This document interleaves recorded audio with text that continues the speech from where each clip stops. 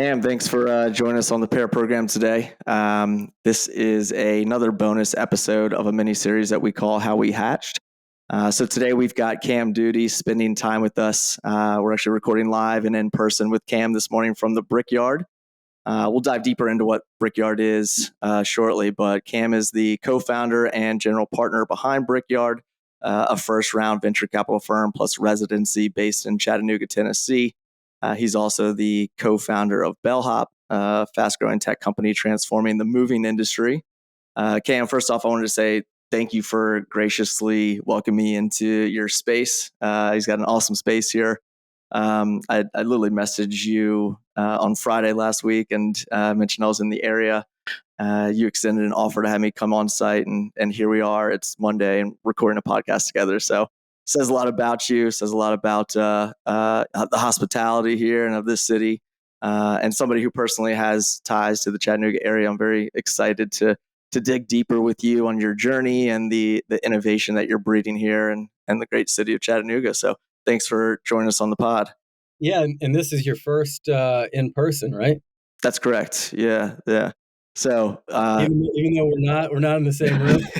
Yeah, we didn't quite troubleshoot that yet. I'll have my media team help me figure that out now that that's a thing. But it is great to just be in this environment. There's obviously a buzz and energy here, and so we'll get into that. We'll talk more about what you're building here. But I like to kick things off with a pretty heavy question off the break.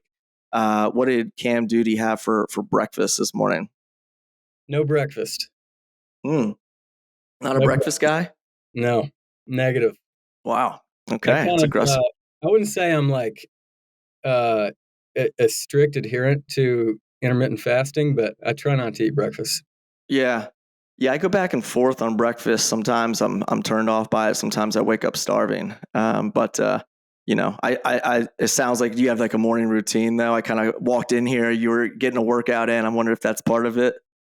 Yeah, we have a gym here at Brickyard, and a lot of us get here in the morning and start the day with a workout. But yeah, I guess my breakfast is I have a protein shake.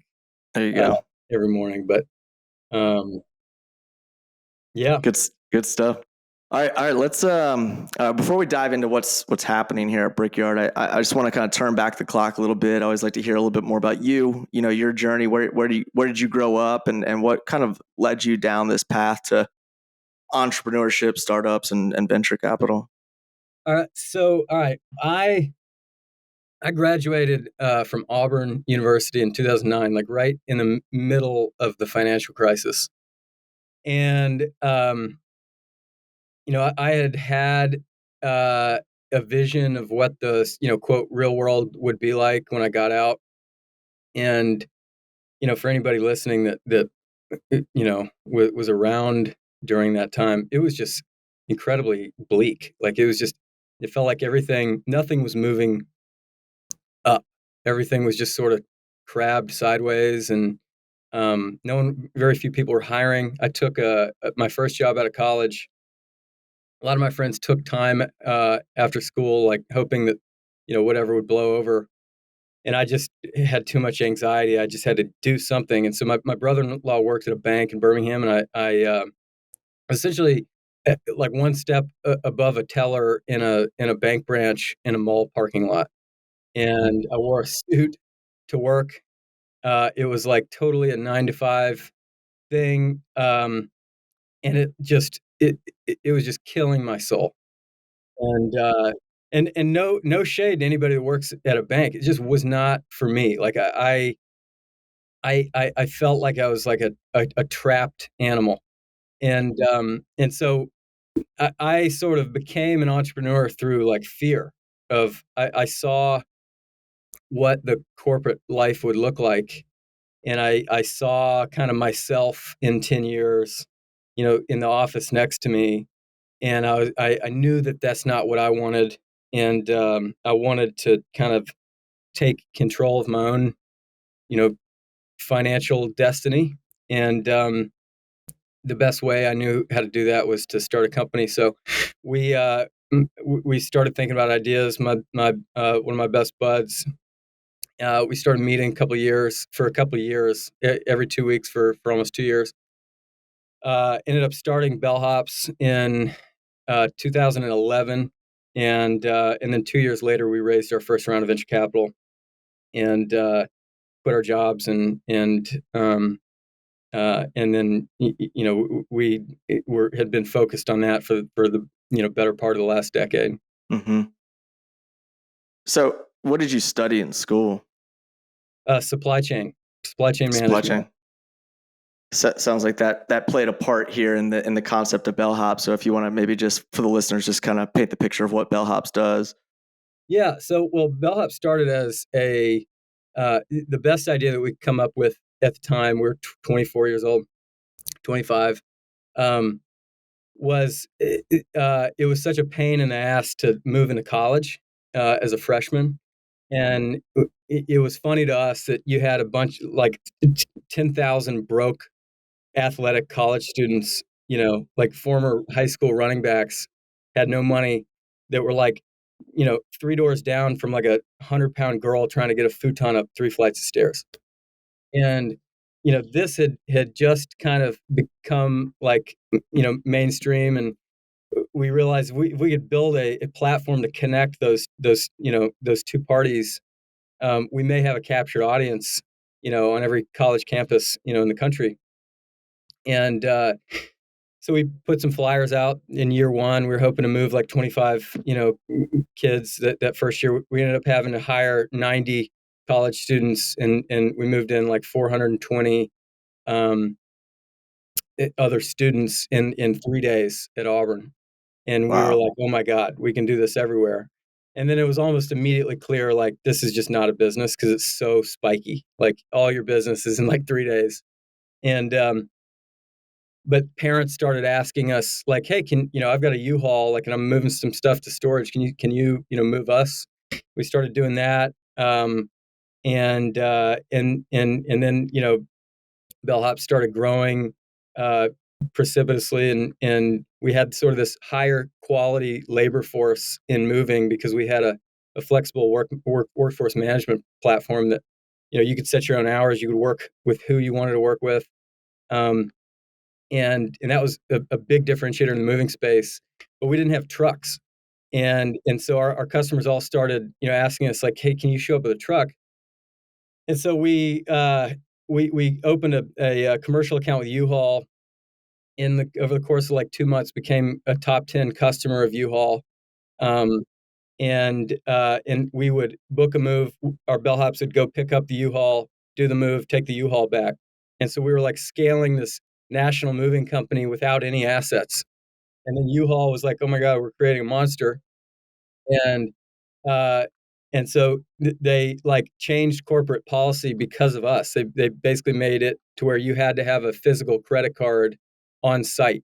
And at the time, there weren't any like distributed card, companies.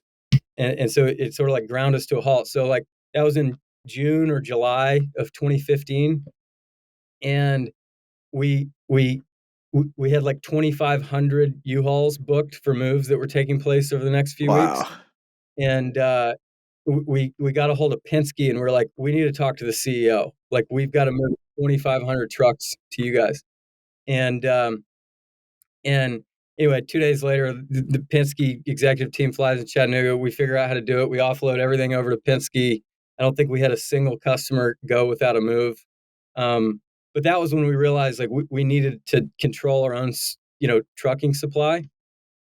But we didn't want to own assets, and we just didn't know how to do it. We actually started leasing trucks, and like 21-year-old bellhops were like taking the tops off trucks and wrecking them, and like the maintenance was a nightmare. It was just a nightmare. And so we had this conversation with a guy that had started a final mile logistics company out of Dothan, Alabama, that had like 7,000 26-foot box trucks. And we went to him to ask him like how to like maintain these things and like how to train drivers. And he was like 5 minutes in, he was like, dude, guys, why don't you just onboard my drivers as your bellhops and we'll just do the trucking piece. Wow. And we were like, okay. And so we tried it, and within 6 months, it had taken over all full service moves across every one of our cities, and then that was the real unlock for Bellhops to grow, where we now had a full service moving operation with this highly liquid trucking supply, where we could scale all the way up to peak demand. And in the off season, we didn't have trucks just sitting, costing us money that were underutilized. And it took the capital cost out of expanding into new cities out of the equation. And that's how we really went on a tear. But anyway, today, Bellhops is 80 cities, full service, local, long distance, corporate relocation. We're competing with all the van lines, and just a big moving company now. Wow, that's a really interesting learning experience there. I'm always curious about this too. Is you kind of explain how you quickly realized that corporate America wasn't for you, but did you have anybody in your family or your parents entrepreneurs by trade? Is that something that your partner had any entrepreneurial background in as well, or was this something just fairly new to you altogether? My parents were in the medical space. My dad's a doctor, mom's a nurse. My grandfather was an engineer. My other grandfather was in accounting. I mean, none on my side, and I don't think Steven or Matt had entrepreneur parents. I think it was literally we were all just scared shitless during the financial crisis. We needed to do something different. We'd seen quote these stable businesses just get rug pulled, and we I don't know, it may have been the timing of being a young person in the workforce at that time. It was okay, we need to maybe take responsibility for our own destiny here. Yeah. So I want to jump into a connection that's clearly an interesting part to your story and leads up to a lot of what you're doing here at Brickyard. But tell me about Lamppost Group and the part that they played with you all when you were starting up Bellhops. Yeah, so Lamppost was this absolutely magic place that happened in 2012 to 2015, and three best friends, Ted, Allen, and Barry, who are now our partners in Brickyard, had started a third-party logistics company when they were in their early 20s. They sold the company in 2013 for about $500 million. They had raised no venture capital, and in the previous years, they had kind of gotten bored in the operation, and they were starting to take the profits out of the business and investing in early stage companies. But the thing was, is if they invest in you, you had to move to Chattanooga and build out on their floor. And so we were one of 10 companies that they invested in over a 3 or 4 year period. And 7 of those companies are, well north of $100 million businesses now. And it was there was just something really wildly weird in the water, where it wasn't an accelerator. There was no it wasn't a 10-week program. There was actually no program whatsoever. It was just if you're ready to do this, you got to go all in and give it everything you've got. And we were building alongside all these other teams that we saw were just working super hard. So it pushed us, and everybody loved each other, but we wanted to dunk on each other every day. And so it was just this sort of magic period. And once they sold the business, they kind of wound down making those investments because their cash flow in the business, had shut off, and they were kind of fried and wanted to take some time off. And almost immediately after, we knew we were going to do it again eventually, but we were all busy building our own companies. And when COVID happened, we knew that the timing was right to do it again, and that's what Brickyard is today. So I've never really experienced anything like Brickyard. And, when we were talking earlier, I kind of told you a little bit about my story of starting in a garage and then transitioning into a workspace. And, obviously folks in startup ecosystems know what accelerators are, incubator programs. When you are, talking to founders, How do you explain Brickyard to them? Like, how do you break it down, like in its simplest form? So I guess the key part about Brickyard is it's just a bunch of filters, and I think from a high level, what Brickyard is sort of a middle finger to the current status of venture capital, in that the narrative over the last like 6, 7, 8 years has been this like sort of like posh, work-life balance, sort of like when money was free, like there was just no seriousness in the space, like, but when you have to breathe for every breath, when you have to pay for every breath of air that you're taking, like life gets a lot more serious. And like, so, you know, the last 10 years being zero interest rate phenomenon, like there was just a lack of, you know, diligence and intentionality. And like that just bled into and there was so much money that it attracted celebrities. And like all of a sudden being a founder, what used to be just like something that people felt sorry for you about, like, oh, good luck with that. 10 years ago, like it wasn't a sexy thing.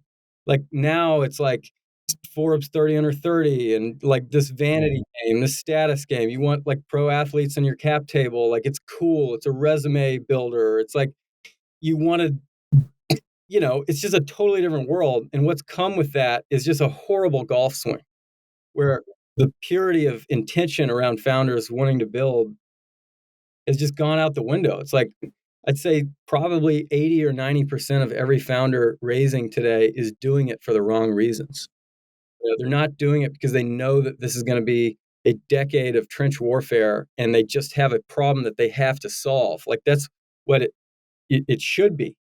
Um, they're doing it for other reasons. And so Brickyard is like this layer of filters. Like the first 2 minutes that we have with any founder, when I'm sitting in this call box talking to a new team that we got a deck that was interesting. It's like, hey, before we dig in, like pumped to meet you, but like let me tell you about Brickyard. This is not for everybody. This is a super intense thing. It's going to require a ton of sacrifice. It's not going to be easy to do. Like you're going to have to move here for a minimum of a year, but really, you're coming here. If we get to the point where we write a check, you have to come here until you get to your Series A. Like that's our handshake. Like you come here to radically focus and work your ass off. And our promise to you is like we're going to surround you with a bunch of other founders that are that exact type, that are in it for the right reasons and they are taking it seriously. And they're they're sort of a founder type that we back. So we back companies across categories, but all our founders are like dogs. They're just dogs. And uh, and so when you say that in the beginning of a meeting, half of the meetings that we take, we pull the ripcord and we shut the interview down like 5 or 10 minutes into the meeting because one or two reasons. One, like legitimate reasons, like, hey, I have kids in school and I live in Boston. Like, dude, there's no way that, my wife's never gonna let me do this or whatever. And it's like respect, completely understand. And then there are founders that are just like, they get sort of defensive and you can tell like you're threatening their sort of ZERP era, like idea of being a startup founder, networking and flying around the country and parties and but both are like, you know, reasons why we cut them short, and then the other half of teams are like, okay, yes, like, whoa, this is all right, let's talk, and then so you start off with that filter, and then every other part of the process, like once you get through diligence, if we get to the point where we think we're interested in making investment, we fly the team into Chattanooga and we spend an entire day with them in person, and you have to do that. And our other founders get to meet the teams, and our founders do reference checks on all the teams, um, so we're sort of just building this tribe of we want to be the most difficult founder community to get into in the world, and if sort of vetted across the metric of like how serious are you about this, and Yeah, so we write between $300,000 and $400,000 checks, and we're trying to layer everything up into, how to build like a real deep community of founders that are putting in the work to get to product market fit. And I guess the last thing I'll say is, like, our core belief is you don't get to product market fit by trying to work smart. Like, you get to product market fit by obsessing over a problem, like radical hours in, focusing on the problem, working your ass off, um, and being able to like pick up on those like subtle signals that tell you what direction product market fit is in, and so focus and work. That's how you get to a Series A, and that's we're sort of creating a place that self selects for the types of founders that believe that. Yeah, it's a really interesting philosophy, and I think you're spot on in the sense that I think the startup founder over the years has almost gotten a little soft, but it's almost a result of it's become just almost a gimmicky thing. Like, oh yeah, I'm going to start something up, and next thing you know is they've burnt through savings, and it's 2 years later, and it's they're just not that committed to it. And but it's cool to say I started something up. So it's like you're almost reinforcing, like, look, we don't. We don't want you to blow through your shit like that. We want you to be heads down and do it for the right reasons and get to that next milestone. And in order to do that, this is kind of what it takes. And I don't think many folks, have a framework when they start something up. And so you all have kind of put in place this almost like a work ethic framework of what it takes to get from point A to point B, or from C to Series A. And I think, one of the things when I was doing some research on you all, and you have like an R type on your website. And so I was going to rattle off your R type. So it's non-obvious vision, heads down, CEO can sell, pack animals, 50-hour weeks, ain't it? Delusionally optimistic, zero vanity, starving for knowledge, and max grit. So I think, you all put a lot of time into figuring out like who is, R type. And yeah, I like the vetting process here, and the concept of like, one major hoop to jump through is like relocating here, right? Moving to Chattanooga for a year minimum commitment, or to get to your Series A, whatever that takes, what that timeline looks like. That's going to scare a lot of people off. So I really think that that's a fantastic theme. Where do folks kind of come from? It sounds like maybe all across the country, but are there certain like verticals that you dial into, or is my first part of the question? The second would be, I know it's not an accelerator incubator, but how do from like a services or in-kind services perspective, like how are other folks adding value for one another in the community? Yeah. All right. Well, so where our teams come from is really all over the world. We've backed 6 international teams, and then the rest obviously domestic, but from all the usual suspects: New York, New Jersey, Boston, Austin, SF, bunch from SF, bunch from New York. Um, you know, uh, Malta, Cairo, Belgium, Greece. The international piece. It was actually we have the most interest from international immigrant founders, but it's a difficult lift because of our immigration policy in the U.S., which is unbelievable. Like, you've got these massively ambitious people that want to come to here and build in the U.S. economy, and like we're just making it so hard for them to do that. So that's really hard for us to do now. But so that's where they're coming from. A lot of our teams come out of Y Combinator, actually. So 9 of our teams are YC teams, and it's not that like we place that on a pedestal necessarily. Although I'd say YC is the best accelerator there is, bar none. I mean, nothing comes close. But we're sort of Brickyard is like sort of this if you know thing, and so we naturally grow in existing networks, and so we if you've ever heard of the trough of sorrow graph, where you've got the peak of disillusionment, and then the trough of sorrow, and then the wiggles of false hope, and then product market fit. Well, YC is like the best there is at getting you to like, that peak of disillusionment. And but almost every team that comes out of YC or any accelerator or any team that raises a first round is you fall back to earth and you hit rock bottom in the trough. And no one had focused on this like 2 or 3 year period to PMF. And that's what Brickyard's for. So we're like a post accelerator, like execution house.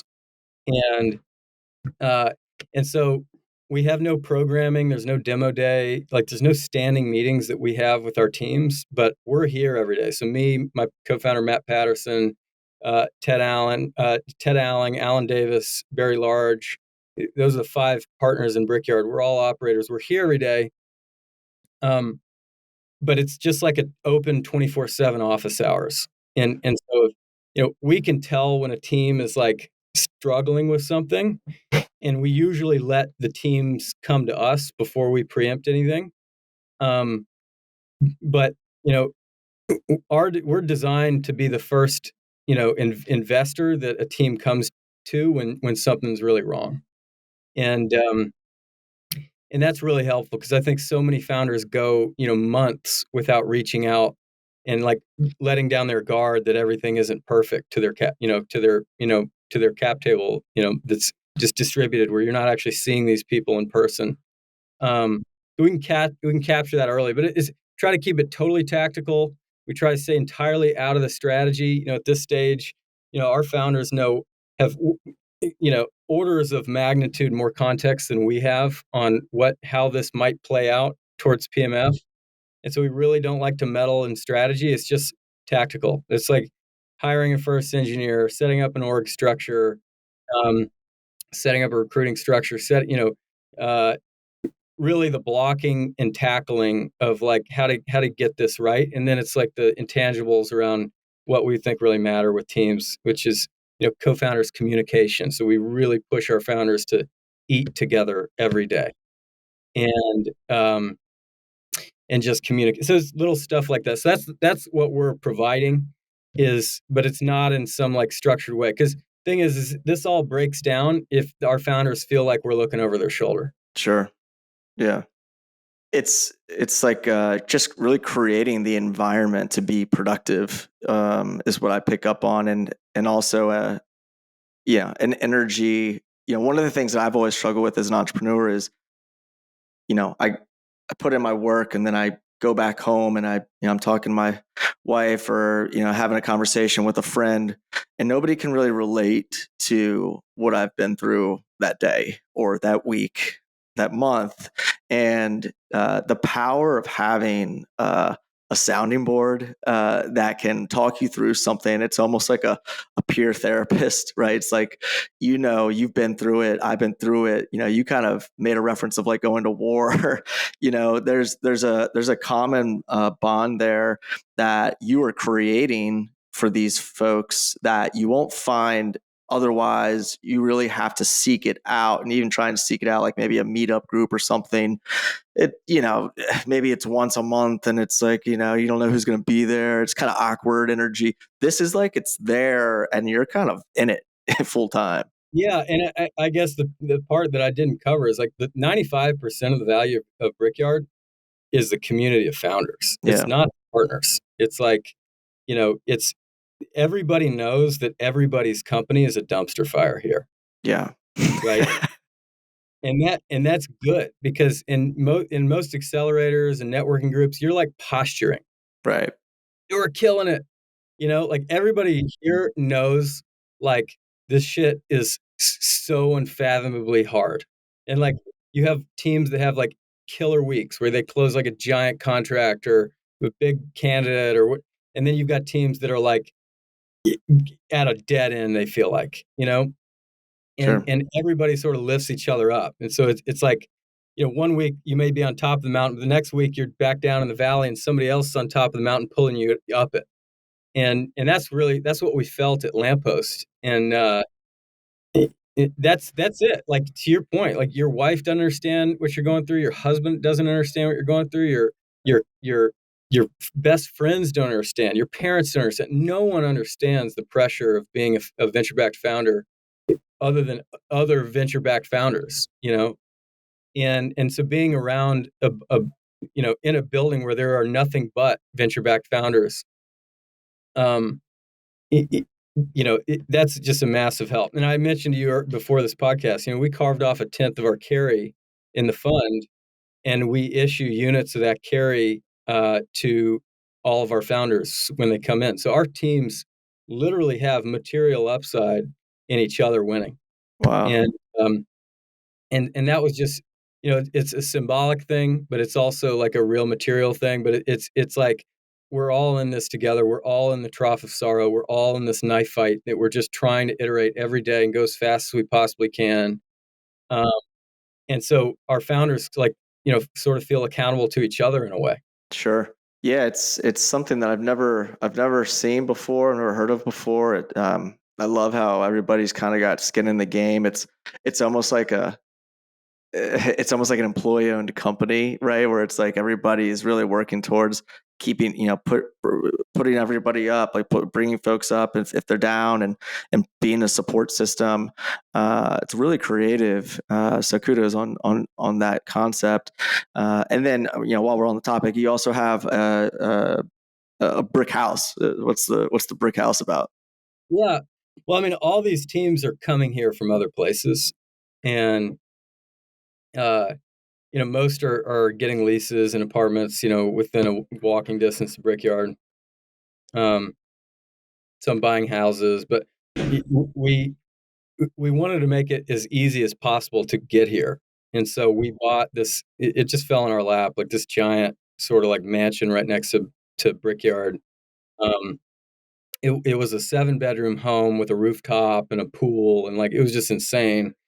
And but we were having this issue where founders were like, I can't like come in town to like do a tour with, on a property so I can sign a lease. And like, it was just hard.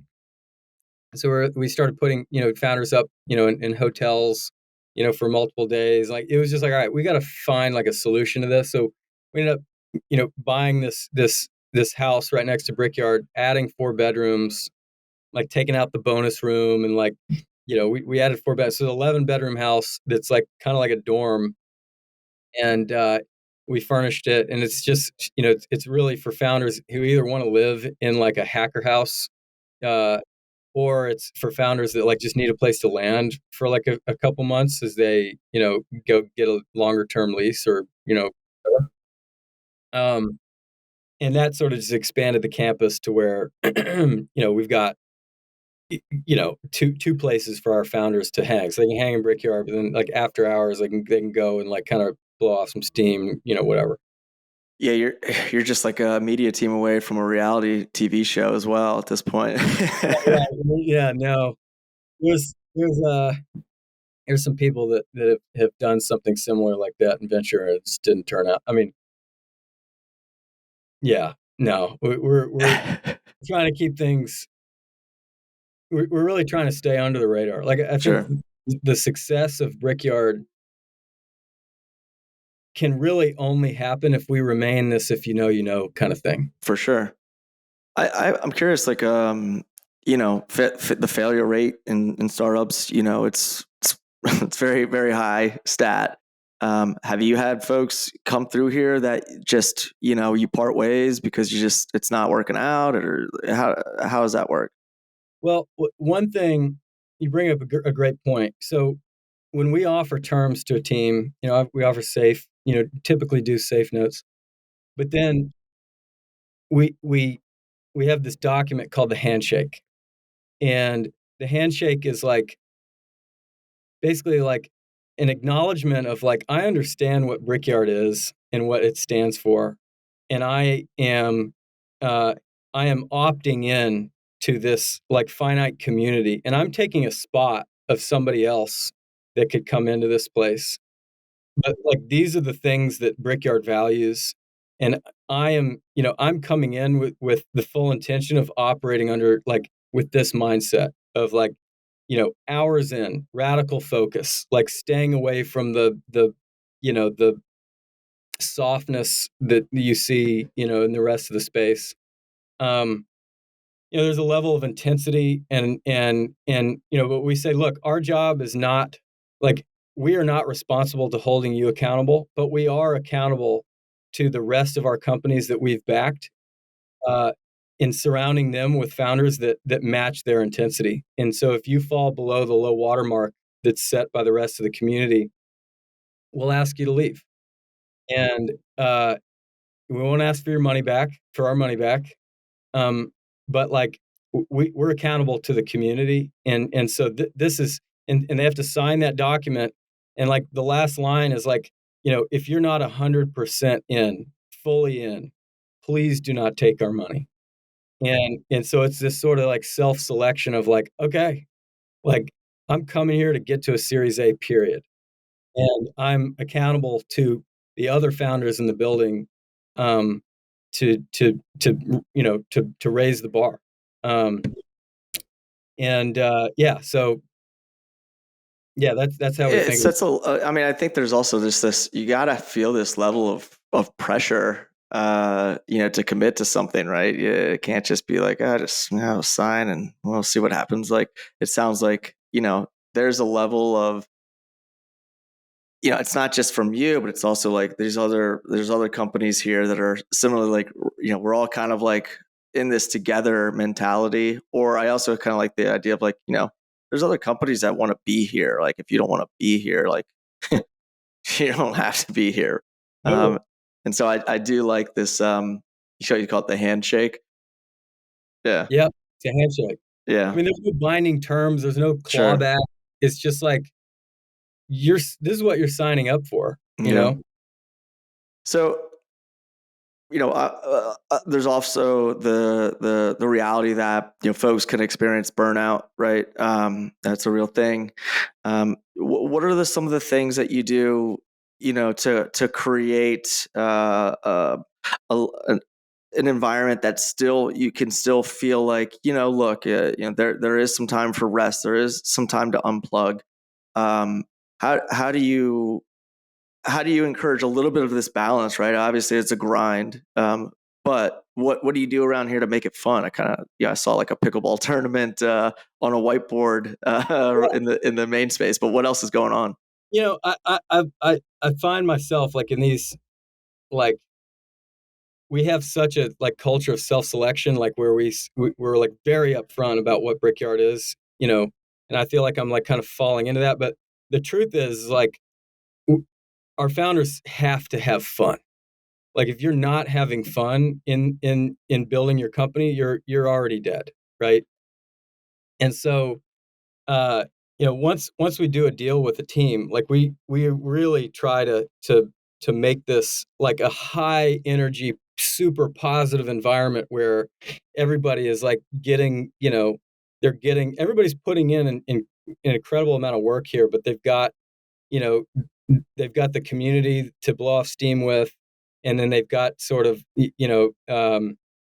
this this sort of like internal like social calendar, that's totally driven by our community, and funded by us in many ways. But we have a gym, that's every day we've got found every the morning is super busy in the gym. Um, we've got locker rooms, showers, cold plunge, sauna, steam room. Um, there's a pool on the top of Brick House. We've got a pickleball court out front that we run a monthly tournament where Matt and I like set up a bracket, and it's just you just have to get your matches done within the month, and so it gets people like it gives you a medium to kind of pull your head up and breathe for a bit. Um, and yeah, and we just encourage like everybody to have a blast. This Yeah, is fun. Like this is, if you don't have momentum, you're never going to have it, right? sure. It also seems like that's an area that, you know, uh, sky's the limit. There's a lot that you all could bake into this like residency where it's like, retreats with one another. Like I know the value of company wide retreats anyways, right? As a distributed team, it's super valuable, but, planning stuff like, a ski trip with all of the founders to go out Yeah, sometime, like we stuff have like that. like last weekend we went to the Bama UT game and took like 12 of our founders. Nice. My partner Alan has this like Taylor Swift level like tour bus that all our founders have full access to. Like you can Wow. book it anytime. We have a full-time driver. It's fully comped.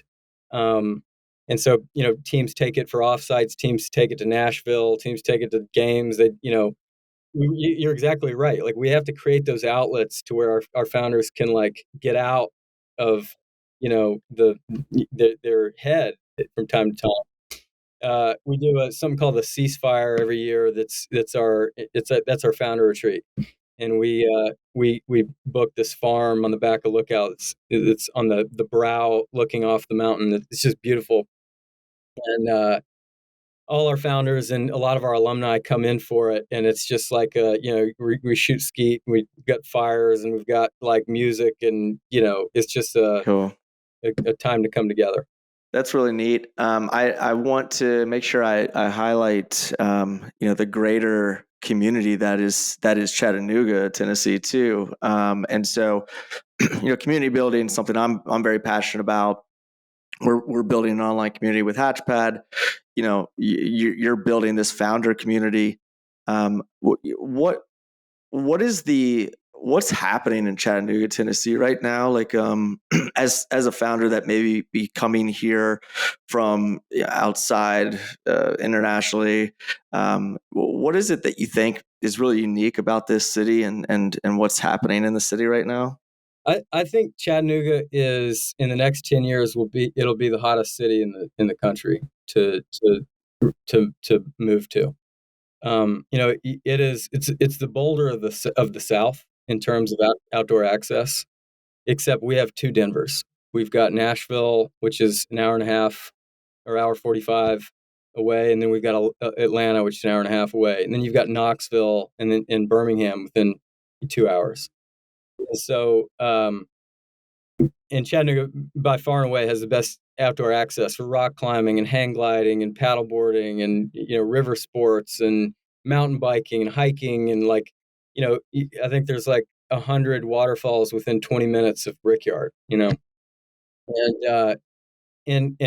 post COVID, people are really valuing quality of life, and it's like it doesn't matter if you make $2 million a year, if you're spending 30 hours a week sitting in traffic, and it costs X amount to live in a shoebox kind of thing. And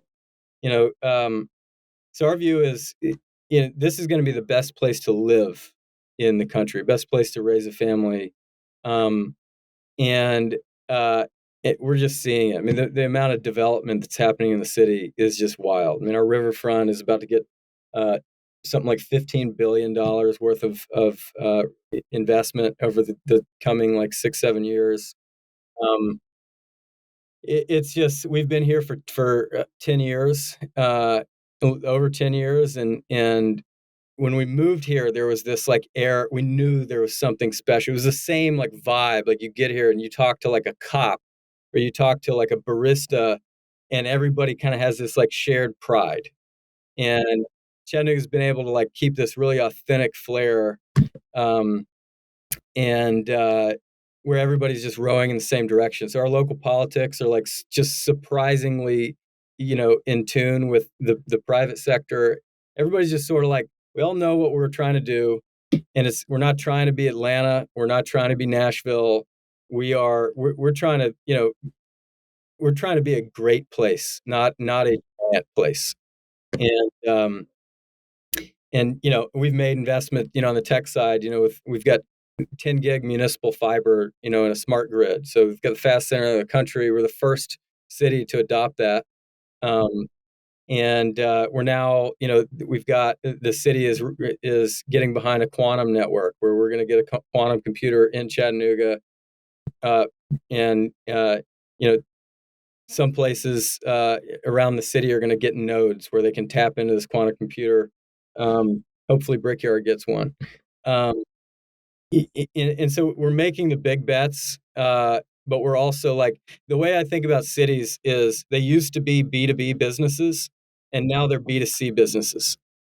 So before, like the way you grew your city was you like went and got like Delta Airlines, or you went and got Amazon, or you went and got whatever. And then that growth kind of spurred the growth of these of suburbia. And now you don't have to be tied to a city where your employer is, and so you can live wherever you want. And so now, the consumer is going to make the decision on where to live based on how nice of a place is it to live, right? And so you got to get the features of the product right. And so it's cities are now going to be held accountable to like getting like the little product features right. And so the cities that build those like really fantastic products are going to be the cities that really thrive in this next era. I love how you describe that. And as somebody who has personal ties here as well, my wife and I have a home here, and we fell in love with it traveling through here a couple of years ago. And as somebody who's been in the startup ecosystem for over 10 years, and been exploring different startup cities outside of major coastal hubs, like areas like Boulder or areas like Raleigh, you start to pick up on a certain kind of like energy. And when you first get into an area, maybe you see a couple of folks like walking around with their startup shirts on and their swag, and it's something it's neat. It's maybe there's co-working spaces. There's something really unique here, and we were talking earlier. It's kind of like for someone that's looking for almost like a town feel within a city, like body, right? Like that's what I experience when I'm here, and it just feels like opportunity is so ripe for the taking, where you don't always feel that in larger cities. It's overwhelming, but everything from like going to get your hair cut, the barber just started this thing up, he moved from Nashville here to kick his thing off, or going to have a burger at a tap house and seeing the mayor sitting at the bar. There's things that you start to pick up on that it just feels like something I've never experienced before. And as an entrepreneur, I get very excited about it, even though, I mean, you saw it 10 years ago when you were here. There's just so much more opportunity that's still in these early stages. And so being here physically, I think creates another energy that reinforces as a founder and entrepreneur that, you can build here, you can get something off the ground, even though you're not like, your customers aren't here, but that rubs off on you. And I think that's something that is you miss when you're buried in this overwhelming energy of what might be, not to knock on SF or I'm in DC, right? DC or New York, you can feel so small. You can feel really like big here, even though you're a small entrepreneur.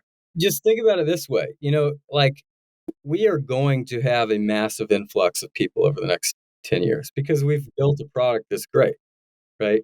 Um, you know, we will become a really great city if we can stay true to like when we meet people that have moved here, it's like we are so pumped. Like one of the biggest weapons that Chattanooga has is such a welcoming city for people that are doing big things. Like whereas a lot of other cities in the South are like very arm's length, like, you got to pay your time before you can like have a seat at the table kind of place.